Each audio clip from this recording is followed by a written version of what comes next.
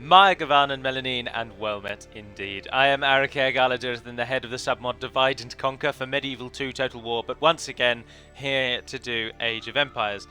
And I was very pleased with the feedback from the last one, and I wanted to gauge feedback again. This time I'm back on the old program I used to record them, which I think is an awful lot better. It cuts out a lot of the breathing noises that I heard in the last one, and also if I spike my volume just like that, it doesn't like sort of crackle around the spike.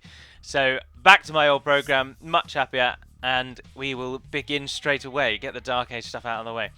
Now, what I'm going to say is this time there won't be a 14-minute long introduction, so no worries there. If you're wondering why currently nothing is happening, it's because there's obviously a little bit of delay, and I was talking to someone, I think, in the Steam chat, which is why I'm probably not the best person to actually be observing.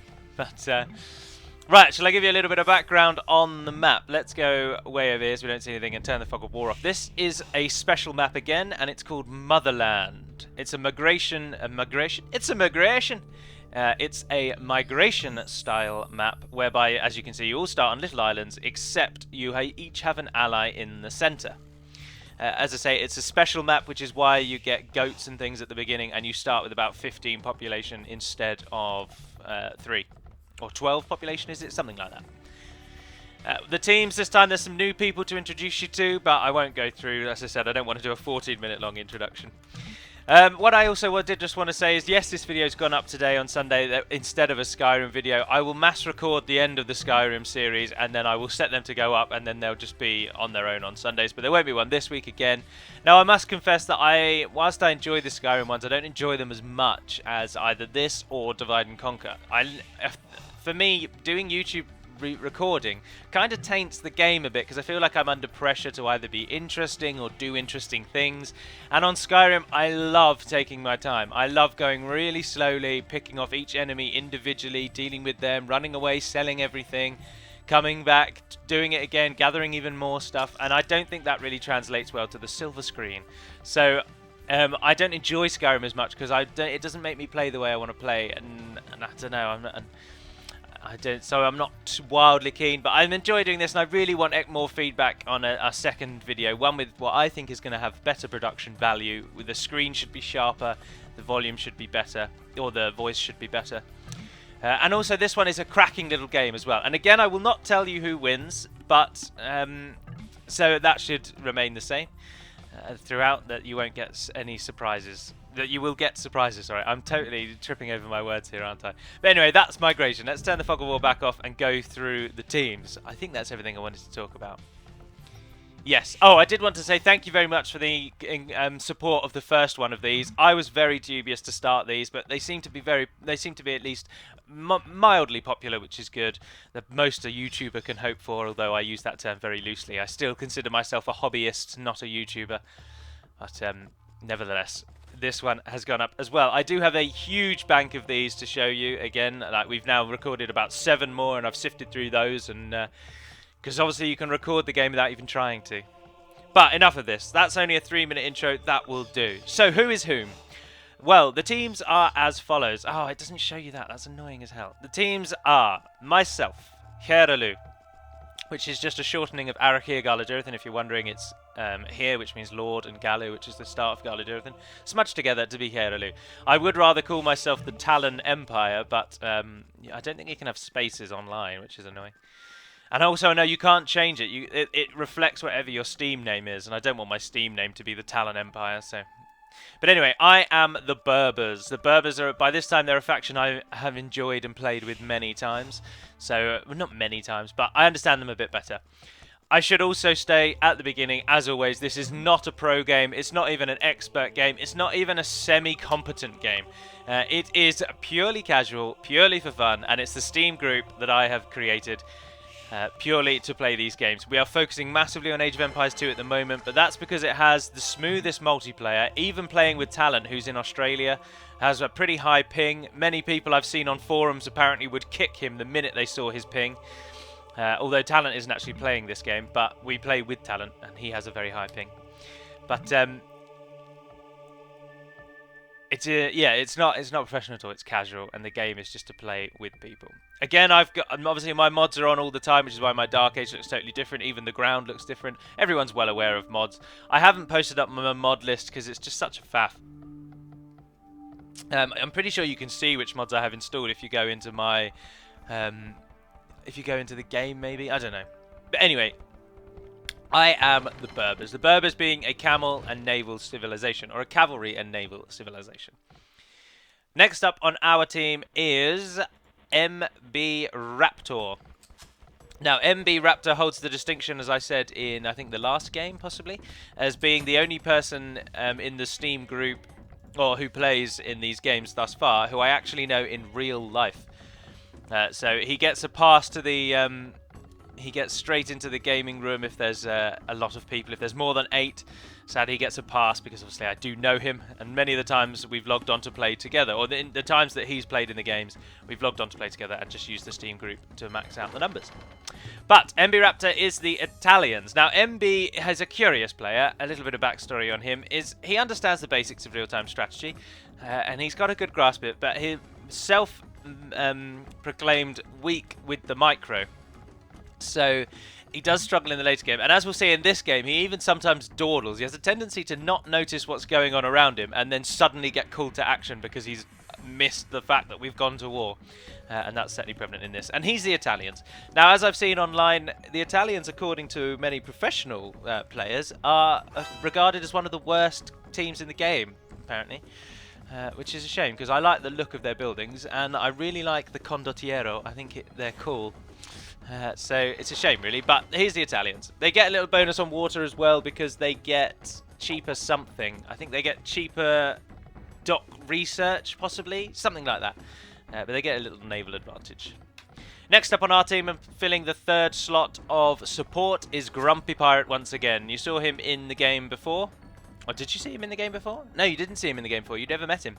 But Grumpy Pirate lives up to his name very much. He's very regular in the Steam group, and he loves going naval, which you would expect given that he's called Grumpy Pirate. But in this game, he is the Bretons. Now, the Bretons, obviously, they're neither outstanding nor dreadful on water. They are perfectly average. And so he's not got a disadvantage nor an advantage. And as I say, Grumpy Pirate loves a navy, so do look out for that as the game progresses. Finally on our team, and in the holding position, is a newcomer to the game who we were very impressed with his start. Another good success story of someone who wasn't really sure of the basics when he started, and then now can at least hold his own. Because that's what this is about. Screw all you professionals telling me I've left my villagers idle and you've got your villagers on the wrong resources and all that kind of stuff. I just don't find the game enjoyable when you play to a mathematical equation. And if you don't fit that bill, then you're out. And that's the whole point of the group, really. But anyway, I'm just ranting, aren't I? I'm just shouting at professionals for being professional. I'm not jealous of professionals. There's many things I'm better at them than, I should imagine. I can't imagine there's too many in the professional gaming community that would be as good as me in the footballing world, but I know I'm hammering home too much that I play football, but I like just to alert you all that I also play sport, which is heavily stereotyped against the belief that people that play computer games don't play sport, and I apologise for that. But anyway, Livindel Uigalan is the latest addition. Now, I'm not sure if his name is meant to be like Elvish inspired or like even Indian. I'm very uncertain as to your name, I'm afraid. Now, I can tell you that Galan in Sindarin, the language of the elves of Lord of the Rings, if you come to this without knowing anything about my channel, I can tell you that Galan means green. So it's possibly something green. But I've never seen live as a setup. Sindarin has very few V's, I must confess. And Indil isn't really ringing any bells. Also, UI is such a strange combination, such a strange diphthong, which is the name of 2 vowels put together.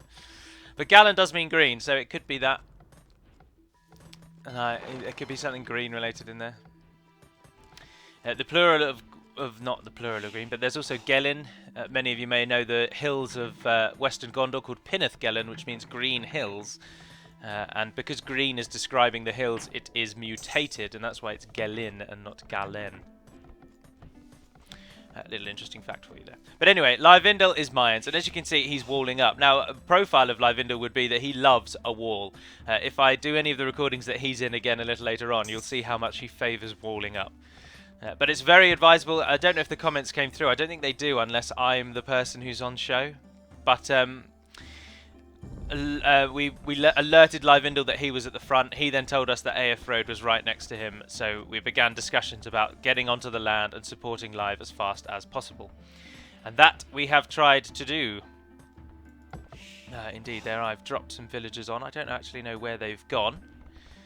Oh, they went up there to build a tower, because I love popping a tower down. Anyway, we'll turn off the fog of war, and we'll do the other team, and then we'll get onto the action.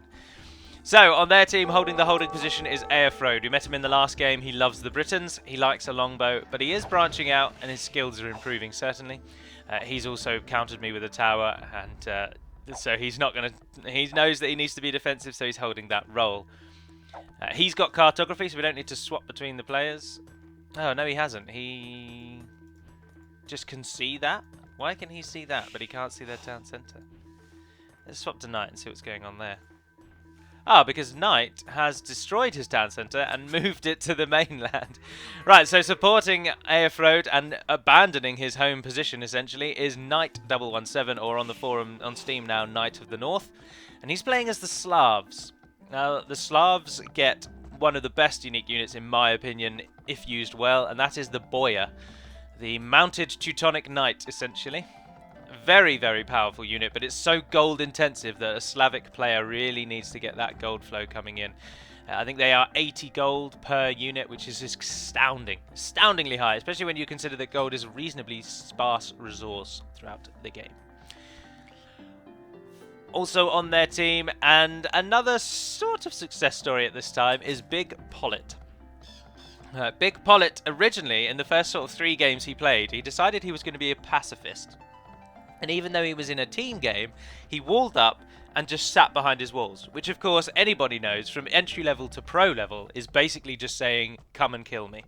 If you wall up and you don't at least get a second base, or you get some villagers outside your wall, or you get some military outside your wall, or just anything other than building a square wall around your base and sitting there, it means death. There's nothing you can do. Trebuchets will outrange you, your walls will actually then trap you in, and you build your own prison. And Big Pollet did that quite a lot, but he realised his error, and since then improved. He has since then he has improved massively, and he now puts up a solid fight, as you will see in this game. He is playing as the Franks, of course, a very knight-heavy nation, ergo gold and food intensive. And rounding us out is Arvaduim. Arvaduim is a relatively newcomer, but he's now a staple player. He's very talented. He is very good. He depends very much situationally good, I should say. Certain maps, certain factions, he basically gives up as soon as he realises what's happening, and he doesn't put his all into it. But I've also known him to be the best player hands down in a map and destroy everyone else. So he's a bit of a wild card, I must confess. By his own admonition, he suggests that everyone's going to run rings around him, but you can never trust somebody that says that they are not very good when they have a record of winning. You just want them to own up and realise that they are good and bloody well get on with it.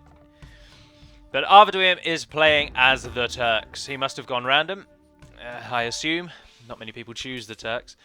They're so gold intensive, as you may well know, and they're a very late game faction. But he's gone as the Turks, and like everyone else, he's shipping units to the centre where the real battle is going to go down.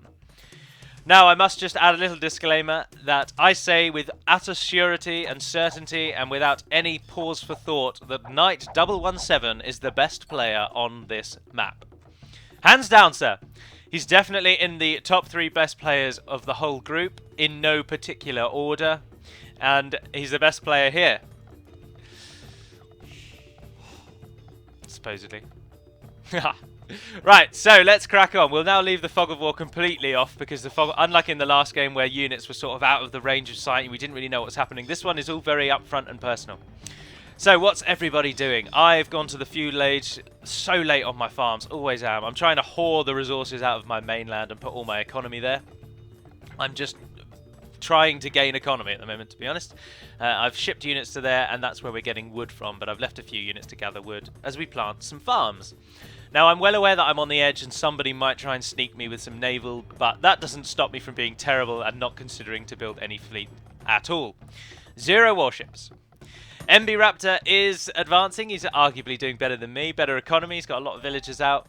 Obviously nowhere near good enough. I watched a side note. We played a few games last night. This is recorded on a Saturday. And in one of the games I was beaten within about 8 to 10 minutes by Talent, who many people agree is the best player in the group. And I watched back his start and I realised how woefully, like, jack of all tradesy I try to be. It certainly seems in the early game it's much better to be a master of food gathering than it is to get a little bit of everything. And I then played against an AI and used the same start that he used, and it's substantially better. To have the ability to just churn out the imp villagers, I really underestimated that. So, although I was a little bit annoyed with how quickly he defeated me, and it was my own fault, I did learn something. From the ashes grow the roses of success, to quote Chitty Bang Bang. So, MB Raptor has moved to the mainland. He then does a very strange walling thing where he completely shuts himself off. I should also just mention that MB Raptor and me were actually on headset, so we never type anything to each other because we were just in constant communication, but no one else was, so it doesn't bloody do us any good though, as you'll see. And finally Grump, who, there we are, the farm festival that he's got going on. Absolutely outstanding, the number of farms. When you compare that to me with my measly like 8 farms, and this is a good farm start for me. I have so much to learn. On the other side, Aerfrode has gone very heavily on the towers to try and block us, to try and keep us at bay, make sure nothing bad happens too soon. Livindel appears to have made his way all the way to the Castle Age, if I'm correct in thinking the design of the buildings. I think so. Yeah, I'm pretty sure that's Castle Age building style. Can't remember. Could be feudal. Who knows? MB Raptor is firmly in the feudal. I am feudal. And so is Britain. So it's likely that Livindel is also feudal, given the few number of farms and food he's got. We're currently on Arvaduim's perspective, so his scout is getting attacked. This is the gold and food that he's got. If we swap over to them... Again, I apologise, it's going to be heavily based on what my team does, because that's where I am. I can't really tell you what they were thinking, what they were doing, what their team did. I can only tell you how we reacted. But Arvaduim has not abandoned his mainland. He's also using it for resources and economic buildings, but he has already gone castle and has got his second town centre on the mainland. Likewise, Knight has gone castle and has his second town centre as well. But he has completely abandoned his island. So it's an interesting one. Big Poller is just using resources, just poodling along. He's got some villagers on the mainland in a similar sort of way to me. Right, now we come under some trouble because Aerfrode has gone to the Castle Age. He's got enough stone and he starts building a castle right on the edge. Let's swap to Livindel and see what he can see. We can just see that he can just see that castle coming up on his border. My tower has managed to keep them occupied for some time, but it is going down. Surrounded the base with the palisades, but that doesn't really work. Sadly, you need 2 rings. The castle is up and Live's houses start getting attacked. Now we have to kick into overdrive. Absolute overdrive. Because we are slightly behind now in the race with the castle beating us there. But we haven't really heard anything else from anyone else. Obviously the Slavs from Knight, or the Slavs, they have come in and taken out the tower, but nothing really worrying. MB Raptor, there's his curious walling pattern. He decides that shutting himself in this little triangle is going to be the best course of action.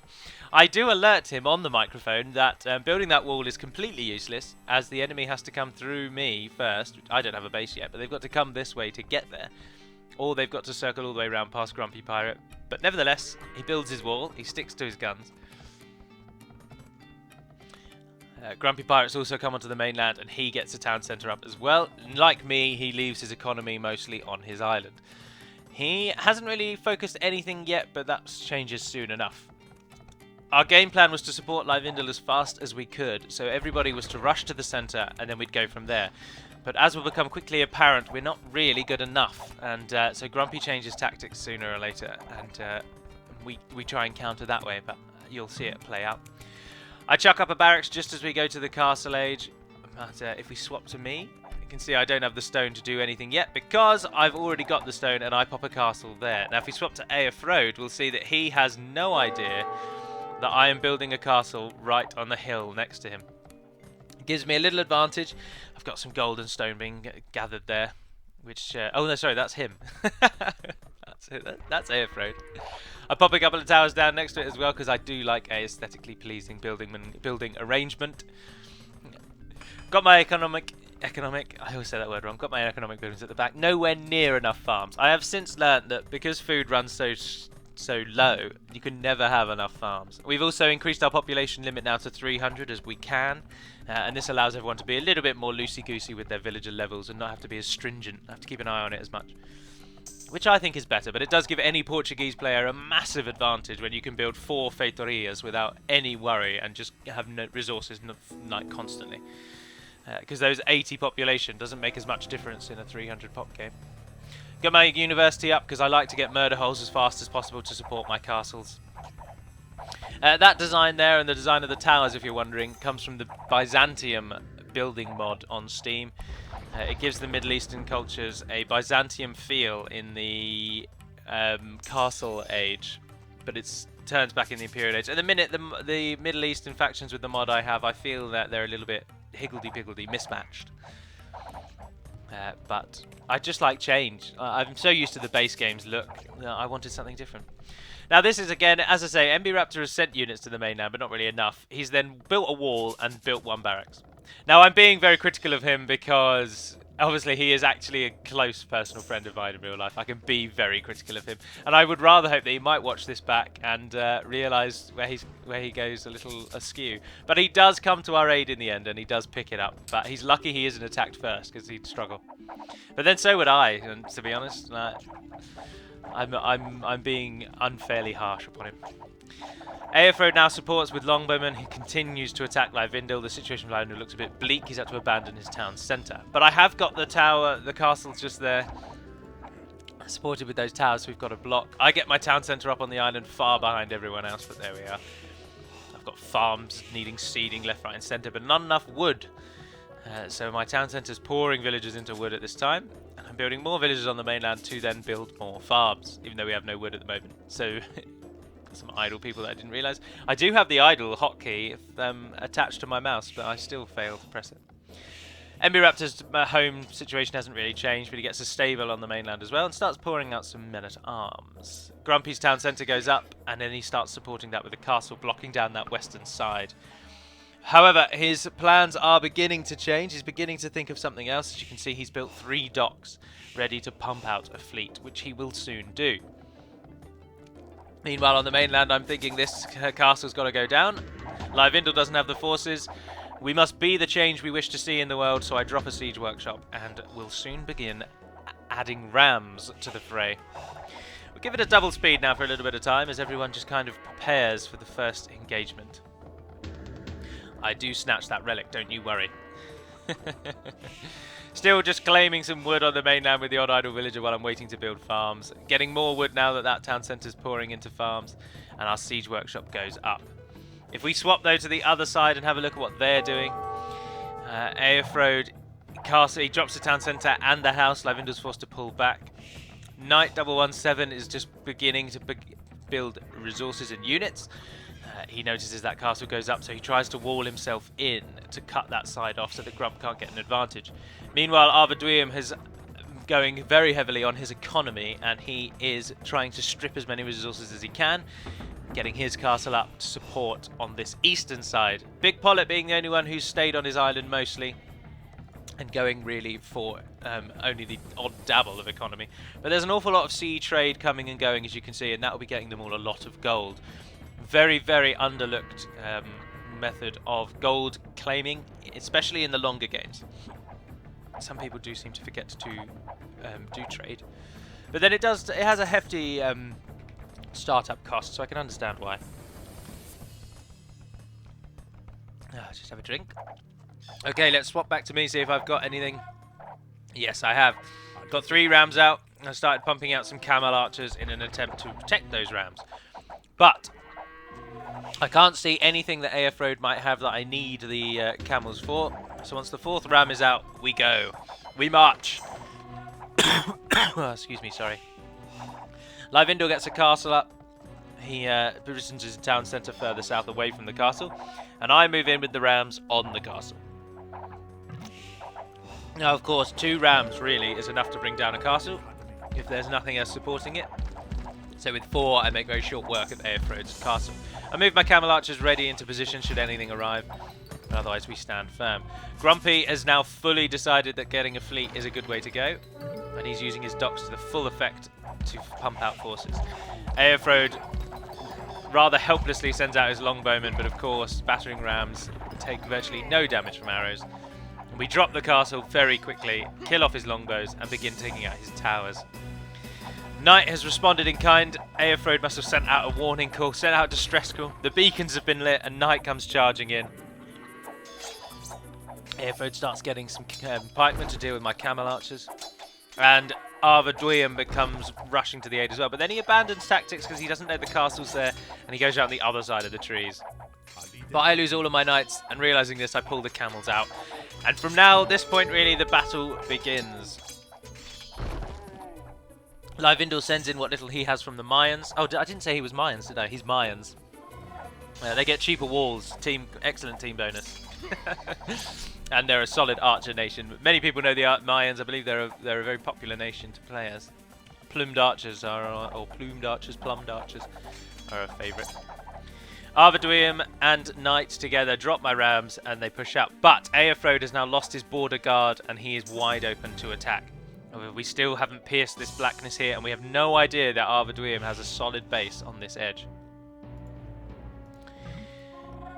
We do have sight range over there though, because MB Raptor has moved a scout over there and then he forgets about it. And I can tell you that scout right there survives till the end of the game. He just has a little picnic, catches some fish by the beach and leaves himself to it. My economy is now booming a little bit. I'm going for the relic, not booming. I use that word because it's in my mind, but obviously I'm not booming. Booming is like 4 town centres, more farms than you can shake a stick at. And like a solid 3/4 of your population is villages. MB Raptor finally supports us. He's got his little army of men-at-arms. He realises his wall was an absolute waste of time, so he deletes that finally and gets a castle up as well. So we've got solid amount of units and whatnot covering our side at the moment. We then begin to think of some trade. Grumpy Pirate's obviously suggesting I build a dock. I've got a few more farms. I am massively restricted by the fact that I like my base to look pleasing to the eye. And part of that is surrounding the mill with the farms. I don't like this higgledy-piggledy way people build farms. Some being like a good, like, 2 minute, not 2 minute, but a good like 10 to 15 second walk away from their drop-off point. Anyway, there we are. I have now used my wood in a kind of not last-ditch attempt, but to try and get my military up early. Because the strength of the Berbers comes in the form of the Genitor, especially to counter Aelfrode, who loves his archers, and the Turks later on who'll be Janissaries. The Camel Archers are anti-cavalry archer camels, so they're pretty cheeky, but they're very, very weak. They're very, very flimsy. They die very easily, I should say. Get there in the end. Oh, Grumpy Pirate was in the last video, of course. Oh, I'm so sorry. You were the Berbers, weren't you? Ugh, I'm such an idiot. Sorry. Grumpy Pirate was the Berbers in the last one, so you know him from that. With my hill support that I've got up here, we currently have a strong domination of this earlier section. Of this close section, so Aelfrode isn't able to push back out. He's have to retreat. But if we swap over to them to see what they're doing, Aelfrode's not really planning anything else. His castle is down and he appears to have just kind of stopped, stagnated somewhat. He's only got a single barracks, nothing really else. He's getting some good villager levels, but he has stagnated a little. When you compare him with Arvedwyam, I don't really know how to say your name. Arvedwyam. I've settled on Arvedwyam because I think that's it, but anyway. He's obviously got a lot of military buildings, all supported by a castle on a hill. Now if you swap over back to Knight as well, he's got quite a few military buildings, but his base is very, very small. And Grumpy Pirate using the protection of his walls and his castle to take out the Slavic castle. There is the Boyar, the unit that I mentioned. Grumpy Pirate a moment ago did ask for aid against Knight, but as we will see, if we go back to our team, His fleet aids him massively, and he uses this to really outmaneuver Knight, who has not got a single ship to his name. If you turn the Fog of War off. Obviously, his main island, he didn't really use the resources. He's abandoned it. His whole force is on the main... his starting island, sorry. His whole force is on the main island. And he doesn't have a single ship to deal with the threat that Grumpy Pirate brings. Additionally, the Turks, Arvaduim, he doesn't go for any fleet whatsoever. And neither does Big Pollet. But Big Pollet has finally joined us on the main island. He's got some military buildings up. He's prepared early game. But the real campaign begins in the centre. We begin our rush on Aerfrode. Our attack, rather, sorry. See, there's no AI in this one, so it's all humans. Livindel begins putting up a castle to claim that land back. Got some Genitors and some Berbers in there, and we just try and drop Aerfrode's base as much as we can. MB Raptor's supporting with his Italian army. I'm just alerting Grump that he's got 3 trade cogs doing nothing. But we've got our own little bit of trade coming and going at the back there. As you can see, it's a massive trade, but they're all going in one big go. My trade cogs have been upgraded with the trade cart ability, or whatever it's called that makes them faster. As they are outpacing Grumpy Pirate. But our attack does incredibly well. We get excellent momentum in the centre there. Livindel supports with plumbed archers and some trebuchets. I'm not even in the Imperial Age yet, so I can't offer anything. I'm on my way there. I don't want to get too near his town centre for fear that my units drop like flies if they come under archer fire. If an archer just looks at the camel archers, they die. But I've got some siege rams. I'm not completely useless. I've got some battering rams, sorry. MB Raptor doing excellently in the back there. As I say, he does hold his own and he does provide a use. He just has a very odd start and mechanic in the centre. He doesn't build a second town centre, which in the chat afterwards we did. He realised almost immediately that that was an error on his part. I mean, I used to not build a second town centre when I was younger, but then when you realise that you can get double the number of villagers, it's just a no-brainer. Especially as the games last a lot longer and villagers become very important. But we have essentially cleared out AOF's base. Big Pollet comes to support, but he realises he is woefully outnumbered, and he retreats back off into the gloom. Sorry, I needed to come. He retreats back farther away, and we take out AOF's base. Now, without, well, spoiler alert, I suppose, but not really a spoiler, but AOF never really comes back. But that does not decide the fate of the game, as we shall see. But we massively cripple AOF's base. He runs away with villagers and he gets a castle up over here, and he begins a secondary base under the protection and the vassalship of the Turks with Arvaduim. Well, meanwhile, Knight and Grumpy have their own little personal war, but it's at this point that things sort of change around for Grump. When Knight realises that Grump has gone full naval. Well, he hasn't even gone full naval, that's the thing. He gets a navy in almost every game he plays, and it's difficult to counter someone who goes pure navy when you're trying to do 2 things at once. But Knight's whole force is in the mainland. He's got a lot of buildings on the edge there, so that's a prime target for Grump. But he's probably not too concerned because this town centre's out of the reach of the ships. That wood will be, he'll be able to claim a lot of that by the time Grump arrives, really. But the biggest factor is whether or not they're discussing it in their team, I don't know, because it doesn't tend to show me what they say to each other. But Knight should ideally have alerted all the others by now that Grumpy Pirate has a very large fleet, and if anybody has anything... Ah, Big Pollet doesn't even have cartography. It's free! Get it from your market, you madman! So he has no idea that Knight is currently being destroyed by Grumpy Pirate's fleet. He doesn't... All he knows is what he can see with his knights, with his army. He doesn't even know the size of Arvaduim's base or where Aerfrode has run to. It's madness, absolute madness. If we change back to Knight, though, he can see everything. And he knows that that fleet has taken out his dock. It will then move around and take down his mill.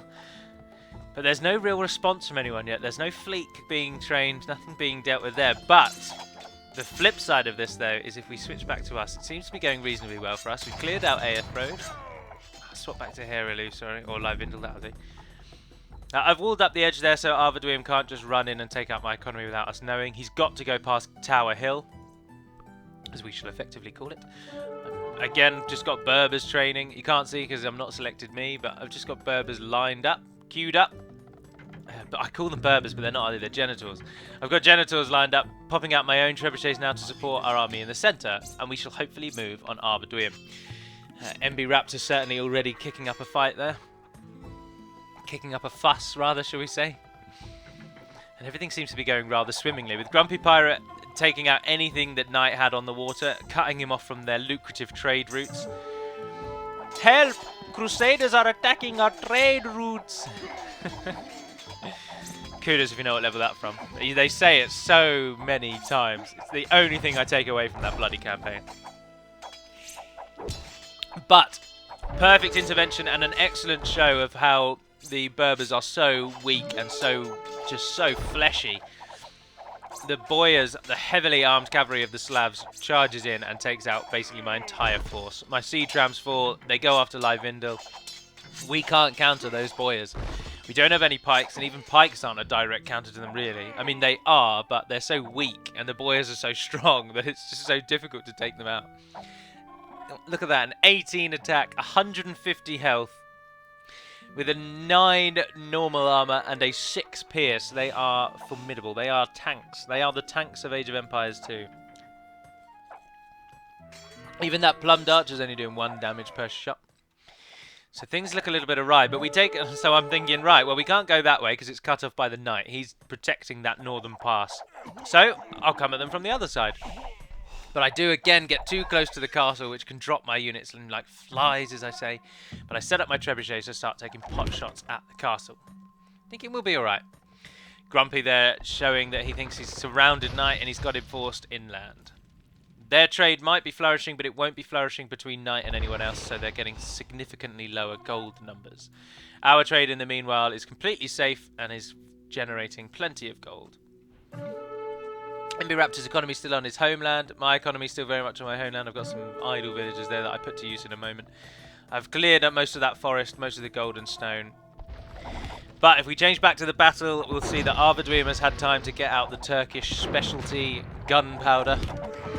Cheaper gunpowder means more. Their unique unit is an elite janissary, or is a janissary, which is a unique hand cannoneer.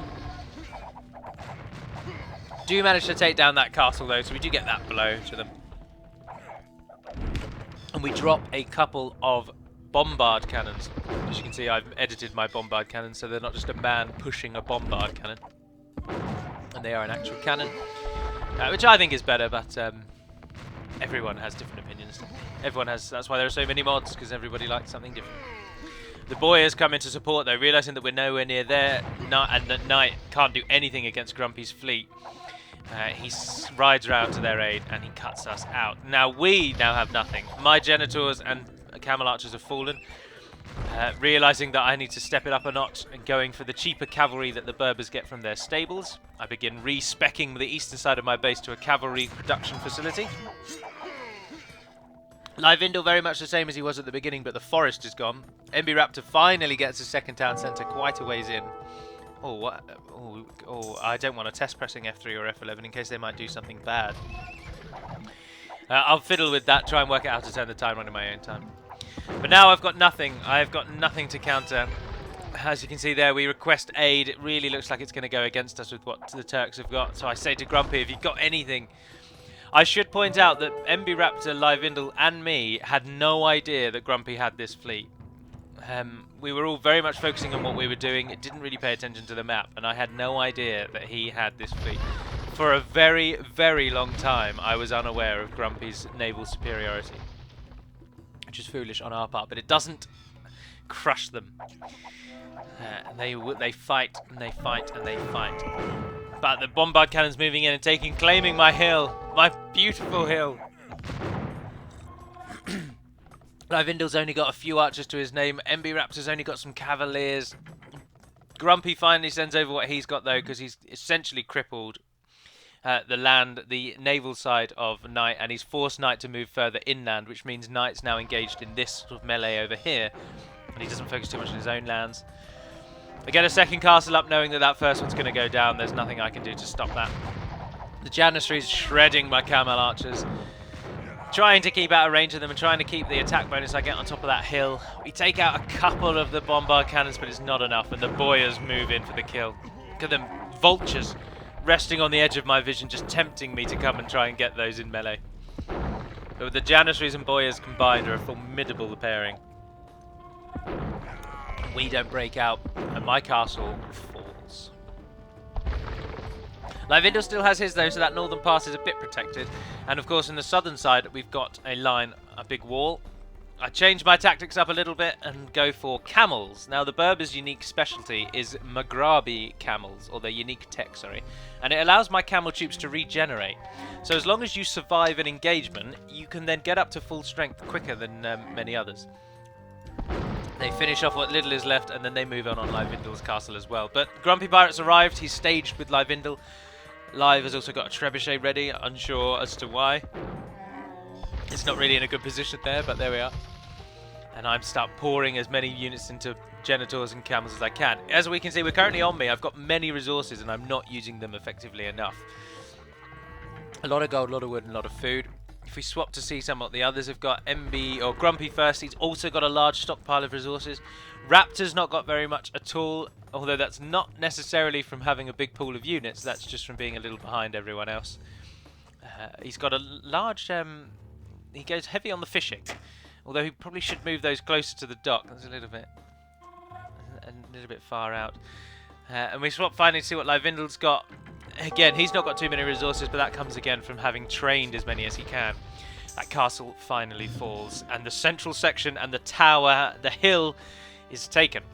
But, interestingly, at this point, Arvidwium and Knight decide not to rush in. If we swap over and see what Arvidwium's doing, he's got a reasonable amount of resources. He's got a lot of wood, because the Turks don't really use too much wood. But they decide not to press at this time. They float in and out, and they pull back and they pull forth. Even though Knight's got the army of Boyars who can support him, and of course Arvidwium's got the Janissaries, they don't press just yet, and they repeatedly pull back and pull back. But of course Arvidwium is now having to deal with Grumpy Pirate, who has now supplemented his force with cannon galleons, crippling crippling Big Pollett's original starting island down to virtually nothing, killing off most of what's there. Knight's starting island literally has been destroyed. He's abandoned that completely, and he's got nothing near the coast. He's having to force himself inland, but as you can see, he's got hardly anything. Knight has been heavily crippled. Arvidwium's the only one really who's got an economy left, but all of their trade is now gone. And because its town centre is so close to the sea, it's prime pickings for the cannon galleons and the galleons. There's MB Raptor's scout cavalry still enjoying his seaside picnic. Airfrode gets a second town centre, but again it's near the sea, which might burn him a little later on. But he defends his castle with a couple of towers. That's the best he can hope for. But if we switch back to the land side of things, it goes very much against us. Big Pollett's got a large force. Now, this is an aspect of this game that could be discussed at the end here.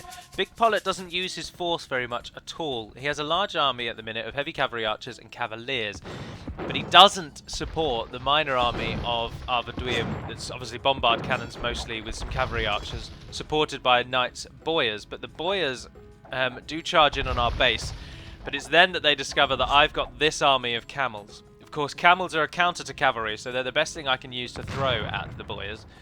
Still not that effective, but they're the best I've got. Seeing that they run around that way, trying to hit those bombard cannons, I pull my army out and we come in on the side. We've now pressed out.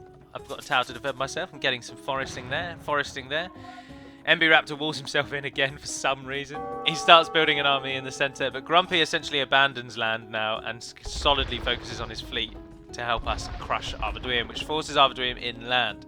But he can come inland because of his military infrastructure, his vast hordes of villagers. Knight moves down here to sort of help out with the castle and in his base, but he doesn't do too much with his villager count, and it remains very low. But that doesn't stop them having a massive advantage. I've missed the battle, I apologise there. My cavalry, my camels move in, my Genitors move in, and we take out quite a few bombard cannons. But if we swap to Knight and then come back, you'll see that he has most of his Boyars still alive. We are soundly beaten at the Battle of Tower Hill, but we do claim the enemy's siege equipment, and it gives us a brief breather. I rush in again with my heavy camels, but the Janissaries on top of that hill get a huge advantage, and it is a suicide charge Charge of the Light Brigade, am I right? Facing down those camels. Now, Knight realizes that I've come from a different side, and he rushes around to see what's going on, but he can't get through the gate nor the wall, and the castle will claim a lot of them if they try. So he pulls back and comes round the other way. And this is where things start to look a little bit dire. My army is now defeated. I've got boyars basically terrorizing me like a shark with a helpless child on a surfboard. And Arvaduim's got his janissaries making sure nothing gets too near the boyars. Livindel is pretty much... His army has been repeatedly crushed and crushed and crushed. And him and Grumpy Pirate, for some reason, just sit behind the wall. And they abandon me to my fate. He rushes in and hits my economy there. But again, interestingly, for some reason, he pulls out. Now, it might be the castle. It might be the constant stream of units I've just got throwing out. Or it might be that he does what he wants. But he pulls his boyars out. And I think it probably is because he's in the heart of my base. Genitors train very quickly. Obviously, being allies with the British, my archery range works 20% faster. So the Genitors are training really quickly. And even though they're terrible against boyars, they do 1 damage per throw. When you've got a constant stream of them versus a finite number, you're in trouble. I would also happily suggest that at the moment, Knight is very cautious because his economy is floored out, it's bottomed out. And as I say, the boyar is a very expensive unit, and he's got to be careful because if he loses that force, he hasn't got anything else. But with all our attention over there on the boyars and Slavs, then Aelfrode finally rejoins us with his longbowmen and some trebuchets.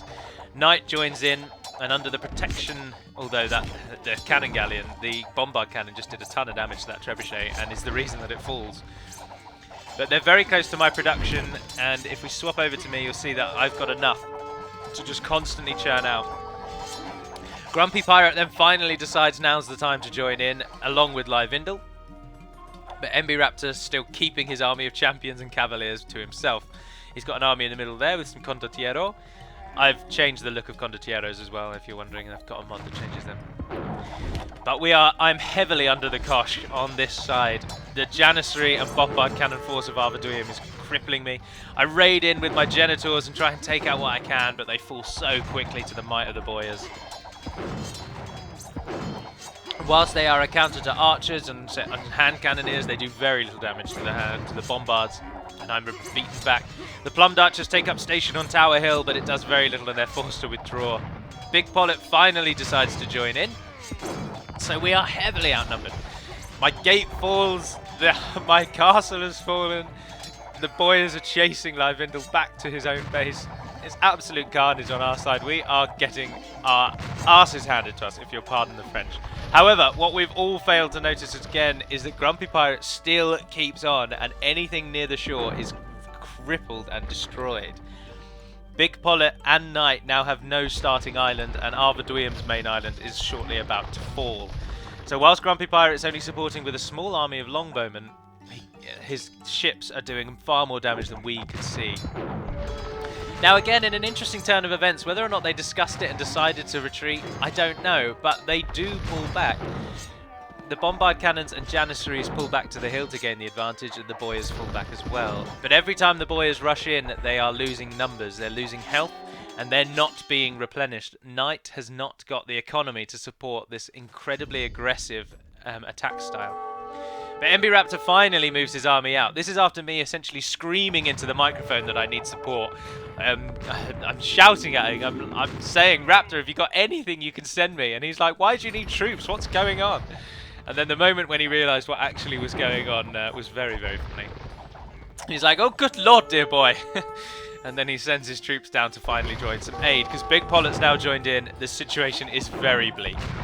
But with Grumpy Pirate's support and his pikemen his halberdiers, keeping the boyars at bay and taking up position on top of that hill to get an even greater advantage, we close the gap. Seeing that I've got allied support and feeling pretty pumped about it, I'm continuing to train Genitors. My wood's not been stopped. Wood there's not been stopped. I've turned much of the main starting island into farm. We've got many, many trade cogs going back and forth, back and forth. So I can continually just pump out units. Now they're trash and they're not very good, but they're at least blocking the enemy. But I have lost 3 stables, the castle, the gate. But MB Raptor finally arrives, and with some team coordination from Grumpy Pirate leading the charge and telling us when and where to attack, we push through and then we pull back and we push through and we pull back. But Big Pollet just rushes his force in and loses a lot of it through keeping them as a group. He doesn't keep his conquistadors away, and that massively affects how effective they are. He charges them in and they get caught in melee, which takes them out. The bombard cannons are a little too close to the front and they drop as well. You can see the longbowmen picking that bombard off there. And we actually managed to press and push back. The halberdiers of the British, they all pay with their lives, but they managed to take out Knight's force, and it leaves Knight virtually out of the game. As you can see, he's got a couple of castles and he's still training units, but he's not going to have a force of 15 or so boyars for some time. He's got a huge supply of resources because he's got no gold. He just can't do very much. And his island is obviously gone. Arvaduim is now fully pushed to here, but he's got a second castle.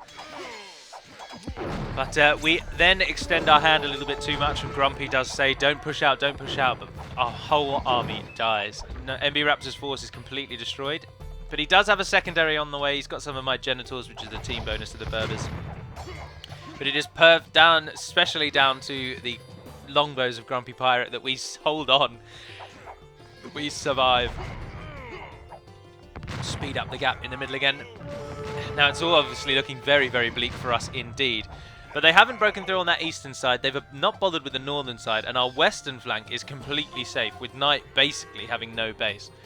Grumpy Pirate does the final little touches to taking out the starting islands of our enemies.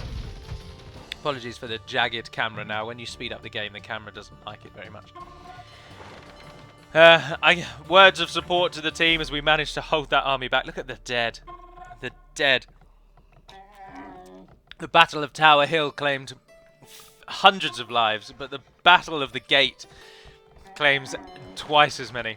MB Raptor supports. I start throwing in genitals as my archery ranges still stand. Building stables further back, but with no castle for some time. But my castle is replaced by Grumpy Pirate. He builds his own. If we swap to the other side and see what they're doing. Apologies for the profanities. Grumpy asks for some stone. I've got a bit of stone, so I send him some, but nothing really severe. Aelfrode is now essentially out of the game. He has no town centre. All he has got left is this castle and 2 towers and some villagers collecting wood. So that doesn't really help them. But Knight does have a second town centre there, but it's a bit close to the shore. Some of those villagers might get picked off. As you can see at the back there, Big Pollet's whole back base is picked off and he was forced to push inland too. Knight does now actually come back into the game and he builds some barracks, knowing that the boyars are not the way forward for him. He uses his large supply of wood and food to switch his focus and go for halberdiers and trash. We go back to normal speed. I got a secondary army there. I go and test the waters and I press out and I build a second castle. We use this lull in the fighting to try and gain an advantage. But the Turks come again. But they get a bit too close and the castle wards them off. I have MB Raptor's force in the background there. I'm just testing out, trying to see what I can see, because of course if we swap to what we can see, we don't know that there's that whole base there. We have no idea that base is there. We know that castle was being built, but we haven't actually seen its finished construction yet. So our sight is reasonably limited. But I get a second castle up on Tower Hill, try and reclaim the land there. And Grumpy Pirate begins building a secondary wall to cover the gap from my first wall. But otherwise, economy-wise, we just keep ploughing on. Our homelands obviously aren't touched, so we get a massive advantage there with many, many farms. All of our houses are in safety. With the safety of the fleet of the British. It's like Trafalgar all over again. Grumpy begins building his wall there, and with the tower we finally get a bit of sight range. We can see that there's a threat on our borders. And indeed, I immediately highlight that threat. Or Grumpy does, sorry, with just the word care. Let's go back into a bit faster until the action continues. But MB Raptor's got a large force now. The wall goes up, so we've sword in there. I foolishly go for a little bit of a charge, trying to cut out those bombards, cut out the trebuchets. I attack from 2 fronts with my army in the south being ready as well. MB Raptor charges in, but then Grumpy alerts us and warns us. He's not sure we've actually got the strength there. Maybe we shouldn't attack. But we do kill that force. And the second battle of the Tower Hills takes place. It goes somewhat in our favour, but the fortifications of the Turks help to hold us back. Also, Aerfrode taking pot shots with his Warwolf trebuchets means that quite a few of our units fall. Although I'm not actually sure that he's got Warwolf, because he's got very little economy. Big Pollet pushes in and tries to support with his Cavaliers. And he's got a couple of trebuchets on the edge of sight there, I just saw. But our force is depleted and we withdraw to our walls. We've taken out a lot of their troops, but we've paid for it almost 1-for-1. Livindel then supports and helps make the Franks run back to their shoreline base, where Grumpy Pirate awaits this shark-like fleet, just poised on the edge of battle, ready to do what it can. It's now looking a little bit futile though. It's a bit stagnant. It's a bit toing and froing. It's this way and that way, or that way and this way, over and over and over. They're breaking us, but they can't take us. We're defending, but we can't press out. It's very much stale down the middle here. But Knight still fights on despite the crippling attack on his base. Big Pollet's still got his base going, and Arvaduir manages to claw it back. But of course, their home islands are now completely destroyed. There is nothing offering them bonus there. Grumpy asked for a bit more stone. I think it's that point that I'd already sent him everything I had. Most of the stone on the map is gone, so we don't have anything that we can give. But they then start taking shots at us with their trebuchets, and my castle falls. And the second time, my fortifications on the tower hills go down. But all the while they're focusing on that castle, we get our second wall up, thanks to Grumpy Pirate, who, as you will have noticed, is massively important and essentially carrying our team at this time. My Genitors are acting as meat shields and nothing more. Raptor's army is doing damage when it hits in, but he's not got enough of it to make any impact. Similarly with Livindel, it's a one-hit, one-charge kind of affair. But Grumpy Pirate is consistently supporting and leading the charge. But his fleet has nothing to do. It's at this point that his fleet realizes that that everything that's on the edge is gone. He's got nothing left on the edges. Let's speed it back up until they attack. But the secondary attack comes in. But they realise we've got the wall, so they pause. They bring in their trebuchets to try and counter us. But the trebuchets of Grumpy Pirate go up. They try and get in range of Aerfrodes. Now Aerfrodes, as I say, probably doesn't have Warwolf, whereas Grumpy probably does. We see that Big Pollet's sending in his trebuchets, but he brings them very, very, very close to our line. Probably a lack of scouting going down there.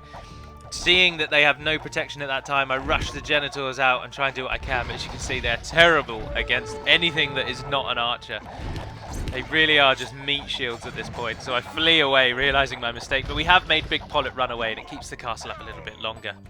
Grumpy warning, do not overextend once again. Livindel supporting with a wall on that side as well. It's at this point that I decide maybe...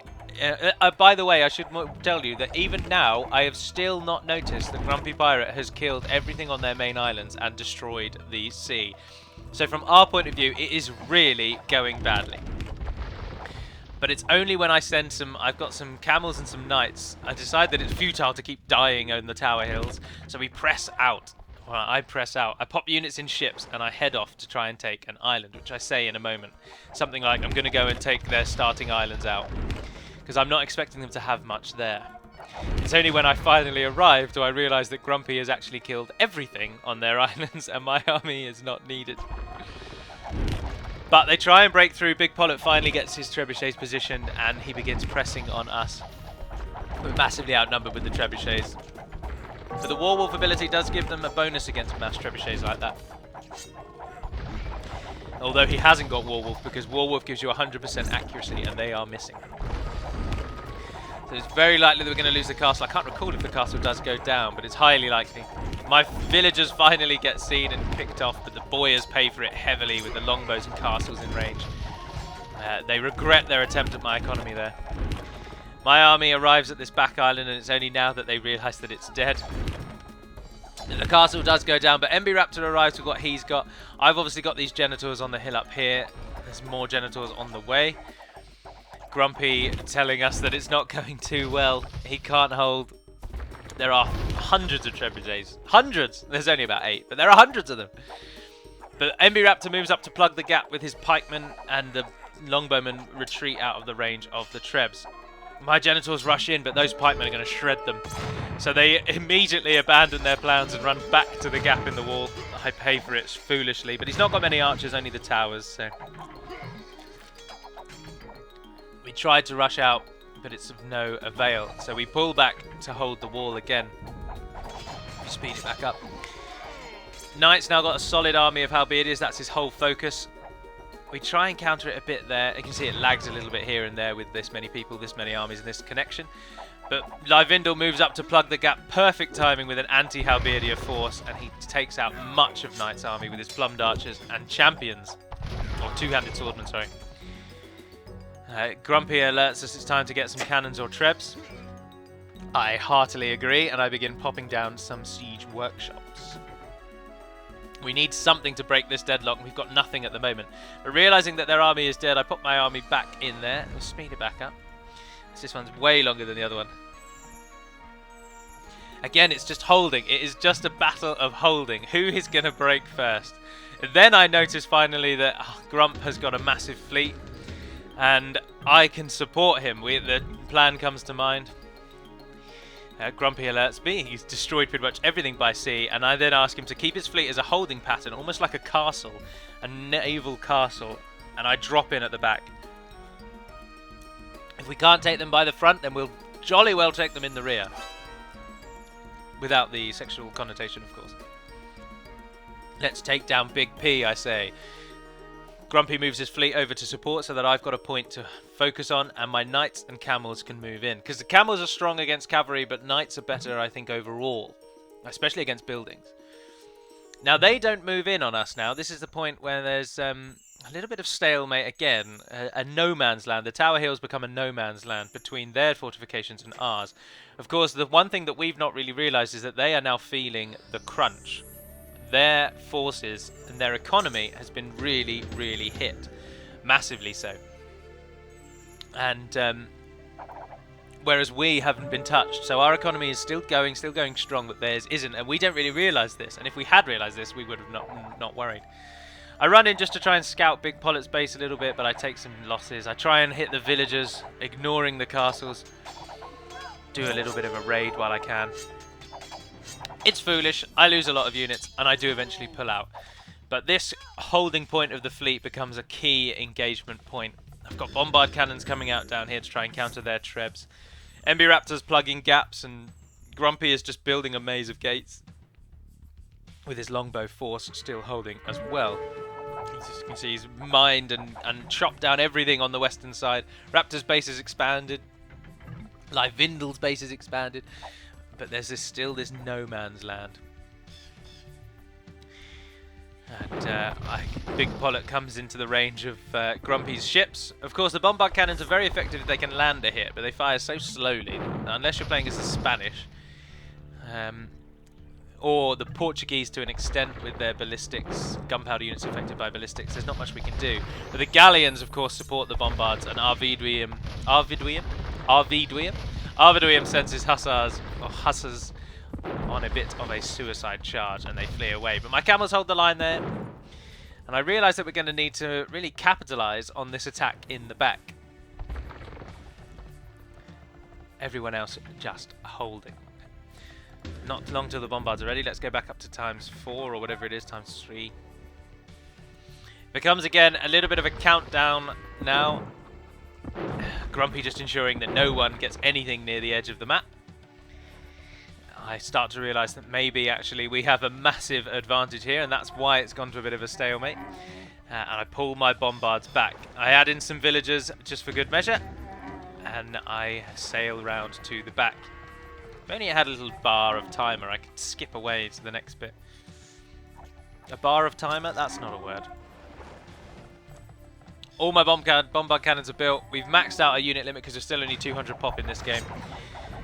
There's a few hit and runs from Aelfrode and Arviduium, but they are massively outnumbered now, with the economy having gone so heavily in our favour. But Knight has managed to get a force of boyars back up. Arviduium still has his Janissaries, and Aelfrode's Trebs are now trying to cause havoc on our forces. And as you can see, he now has got Warwolfers. He's taken out quite a few of the Italian forces. But Grumpy has a ton of trebuchets in his favour. that are all setting up there. But my bombard cannon, villager, and camel army is off.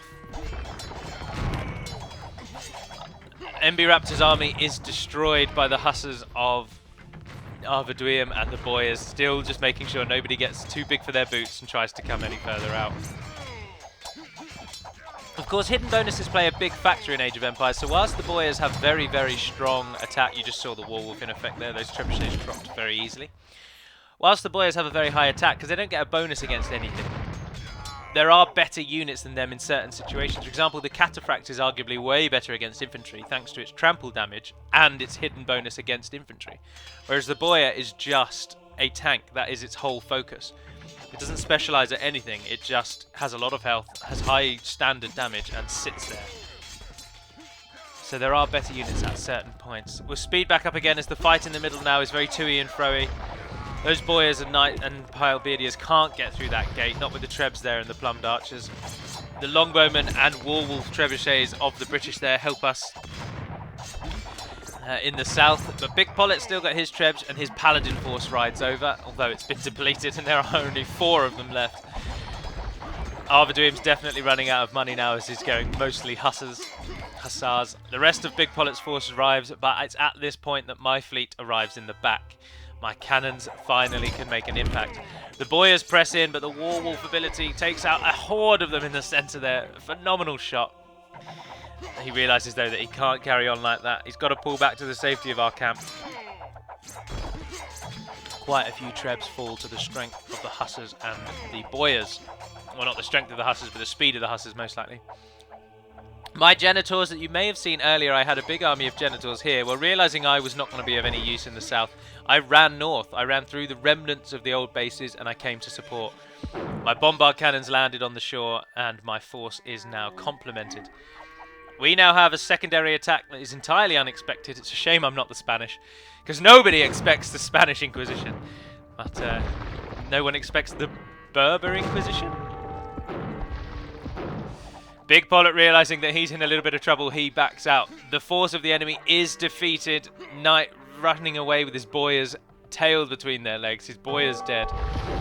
It's a countdown now. The fleet of Grumpy Pirate protects my cannons if we turn the Fog of War off to see what's happened. The Big Pollet's force trying to get back, but he can't get back in time. His second castle falls. The galleons and the Genitors protecting my bombard cannons, and the camels just blocking the path, really. We drop his castles and we begin dropping everything else. And there's a lot of backwards and forwards, backwards and forwards here, because I can't really counter that army with the Genitors. There's no hope. And it would probably defeat my camels as well. And also, as I say, the camels of the Berbers regenerate health. So as long as I keep them away, they'll start healing. So it's about trying to lure them back. Luring is a massive part of the late game here, when everyone has big armies running around. Especially in these mediocre, well, dare I say mediocre, these average sort of games. I'm sure in professional games it's just all about who can outproduce the other one faster. And I'm sure the 2-hour-long festival of professional games are thoroughly delightful to watch. But I don't personally find them that enjoyable. I much prefer the average games where you see the humanity of players. You see the fact that people make mistakes. You see whole armies getting slaughtered. In professional games, it's 1 or 2 units here and there, and then you can kind of tell the point where the game turns. I don't know. I'm moaning, I suppose. I shouldn't moan. Arvaduim tries to send in help, but they just can't get anywhere near us thanks to Grumpy's fleet. Cannons obviously start dropping things. For some reason, Knight puts up a market at the back there. I don't really understand the thought there. Oh, I lied. MB Raptor's Scout Cavalry does run away. It either runs away or it dies. I just remember it being there for a bloody long time. I have their attention, I say. I spelt there incorrectly. The Bombards start taking shots at the Halberdiers. But it's no use. I can't move in on those Halberdiers with the Camels and the Knights. They'll just get shredded. The Genitors are no good unless they're shooting against archers. They're really just to make your enemy think that you've got a powerful force, when in reality you've got a very weak, squishy unit that just happens to be very fast. Look at that boyar taking 5 direct cannonballs to the face and standing up to it. I've never even heard of these. What are these in history? Bloody Slavs. Now it becomes a game of moving backwards and forwards, backwards and forwards. Now in the south, knowing that I've attacked Livindel, Raptor, and Grumpy begin massing everything that they can. Raptor doesn't have anything at this time. He's got, again, trash units, but he's got some Trebs over there. Grumpy then takes over the charge in the south. Well, Grumpy continues to lead the charge in the south, and he takes his army and lives with him, while I continue to just harass them in the back to make sure that nothing happens. I essentially am dropping their forces, but it is not very long, I can tell you now. I start thinking, right, let's get some castles up so that we can pop out some Trebs or some Camel Archers to discuss how many Trebuchets we've got left. Again, Grumpy picks off anything he can by the shore. Knight rushes in his halberdiers, so we pull back again to the safety of the ships. The cannon galleons getting shots, but not very many. The galleons really protecting us. If he actually attacks my genitals, they are dead. He notices now that I've got castles going up. So again, he pulls back because they can't risk getting near the fleet. And it's at this point that Livindel and Grump begin their assault in the south. Very, very slowly, they begin just taking out what they can, attacking anything. No need to rush. It's already taken an hour and a bit, and this is on sped up speed. Well, it's been sped up. Knight finally just goes for it. He throws his halberdiers into my genitals, but the galleons really stop them. I block that charge. I know that the pathfinding in this game is a bit average, and knowing that the camels can't defeat the army of boyars, nor the army of hussars, but knowing that they can just get their bodies in the way to protect those bombard cannons, which represent a significant investment. I throw the camels in the way and just block the charge of the boyars. This then allows, obviously, the galleons to just start shredding the hussars. The genitals getting shots on, even though they're not very good, they at least do damage, and with that many of them, you're at least doing 40 hit points of damage per throw. But Knight's force of halberdiers dies, Arvaduim's hussars are all dead, and we survive. My camels then begin healing, and Knight calls good game, and they begin their resignations. So if we pause it there, as I say, they always have horrifically abrupt endings, don't they? And that concludes the game. Aelfrode resigns, Knight resigns next. I think Arvaduim resigns last, and then Big Pollet finally resigns after that. Because he's the one with the largest army at the end. The attack in the south begins over here, where we're not caught up in each other's way. Live and Grump both having big archer armies to support those Trebs. But of course, their whole force has just been killed in the north. The Battle of the Shore, we should call that. The Battle of the Northern Shore finally decides it. So after two key battles in the Tower Hills, the Battle of the Gate, and then skirmishes in the no man's land that survives for a while, we realised that something needed to change. And seeing Grumpy Pirate has claimed the ocean, I decide to come round in the back and set up my attack force there. And using the ships as fodder, my cavalry as just meat shields, I use my 10 or so bombard cannons to just drop anything I can. And the game goes in our favour. And a solid victory it is. And wonderful, wonderful fun that it was. A massive back and forth here. There were some key moments where I feel like if they had pressed, they might have taken me out. If they had dropped these 4 archery ranges, it might have been an entirely different story. Because whilst the genitors don't do much damage, they're cheap and they at least make the enemy busy. They keep the enemy occupied. And if they're attacking your cheap meat shields, they're not attacking your more important castle. And sometimes you've got to think about just suiciding yourself for the betterment of the team. For the greater good, the tower would suggest. But that concludes the second one. So I do hope you have enjoyed this as much as you've enjoyed the first. Please leave me all the feedback that you will, particularly about the quality of the video, for example. This one will have been, I think, much better quality, but it's probably 5 times the size. It's going to take me all day and night to upload it. But there we are. So do let me know what you think. I hope you've enjoyed it. I hope you'd like to see more. Now, of course, there won't be another one of these in a couple of days. It's back to the DAC rotation now. And if there'll be another one of these, it will be probably on a Sunday again. I will probably rotate in and out. I want to get the Skyrim one at least finished so that I can put a little tick next to the completed box. But I'm happy to do more of these. And then also I need to install Battle of Middle-earth again and get a couple of Edain mod videos out, because the Edain mod has been updated a couple of times since I last played. I'm not very good at it, but I'm eager to stick my teeth into. So there's more things to come, more things to see. I would also like to just plug for Spirit of the Lore as well. Much of the information that I've given you in this game about unit stats or what units are good against what all comes from watching his incredible videos. If you want to learn more about Age of Empires, then do check him out. The only other Age of Empires channel I know is Zero Empires, but he's since given up Age of Empires videos. But if you want to watch some professional players and you want to see how good they do, and you've got 2 hours to spare, then do check out Zero Empires and watch some of his commentary for professional videos. If you just want to learn a little bit about the mechanics, a little bit about what to do in the early game if you're a beginner, then do check out Spirit of the Lore. Phenomenal videos, very enjoyable. I've watched as many as I can. And it gives me the theoretical knowledge, but I just can't put it into practice. But I hope you've enjoyed it. Do leave any feedback. Grumpy Pirate takes the title in this game, hands down. Knight's Boyars were a real threat, and Arviduim, I keep saying his name wrong, Arviduim managed to hold the Tower Hills for some time with his Janissaries and bombard cannons, but the lack of gold and being Turkish just meant it was a countdown till the end for him, really, because they get terrible trash units. And which is why he's just throwing hussars at us, even though we counter them splendidly with the camels. So it went in our favour. And many congratulations to Grumpy Pirate, without whom we surely would have failed. So that concludes this, and until we speak again, dear friends, Navarneden Pedimad Melunin, and farewell.